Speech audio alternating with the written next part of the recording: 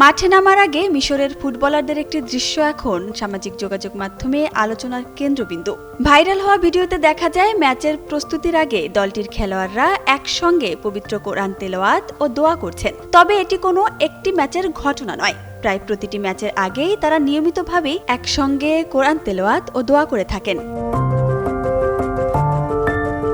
মিশর দলের কাছে এটি শুধু ধর্মীয় অনুশীলন নয়, বরং মাঠে নামার আগে মানসিক শক্তি, একতা ও আত্মবিশ্বাস তৈরির একটি অংশ। প্রতিটি ম্যাচের আগে নিজেদের বিশ্বাসকে সঙ্গে নিয়েই মাঠে নামেন তারা। 2026 বিশ্বকাপে সেই ঐক্য ও দৃঢ়তার ফলও পাচ্ছে মিশর। মজুব বিরাট কারবার, জিতে নাও ফ্যামিলি কার, স্পোর্টস বাইক ছাড়াও লক্ষ লক্ষ নিশ্চিত গিফট। প্রথমবারের মতো বিশ্বকাপের শেষ 16তে জায়গা করে নিয়ে ইতিহাস করেছে আফ্রিকার এই দলটি। এই সাফল্যের পর মিশরের কোচ দলের এই অর্জনকে তারা ফিলিস্তিনের মানুষের প্রতি উৎসর্গ করেছিলেন।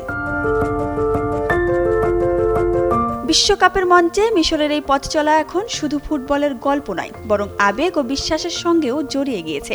দলের খেলোয়াড়দের শৃঙ্খলা, পারস্পরিক বন্ধন এবং মানসিক প্রস্তুতি নিয়ে সমর্থকদের মধ্যেও তৈরি হয়েছে নতুন উচ্ছ্বাস।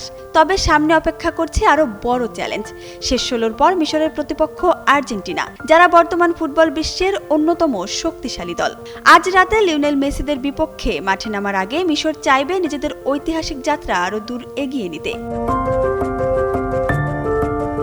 বিশ্ব চ্যাম্পিয়ন আর্জেন্টিনার বিপক্ষে ম্যাচটি হবে মিশরের শুধু একটি ফুটবল লড়াই নয়, বরং নিজেদের সামর্থ্য প্রমাণের বড় সুযোগ। মাঠে নামার আগে যেমন তারা বিশ্বাস ও ঐক্যকে শক্তি হিসেবে ধরে রাখছে, তেমনি এবার সেই শক্তি নিয়েই বিশ্বকাপের মঞ্চে নতুন ইতিহাস লেখার অপেক্ষায় মিশর। Isabella Isha, Jugantor sports.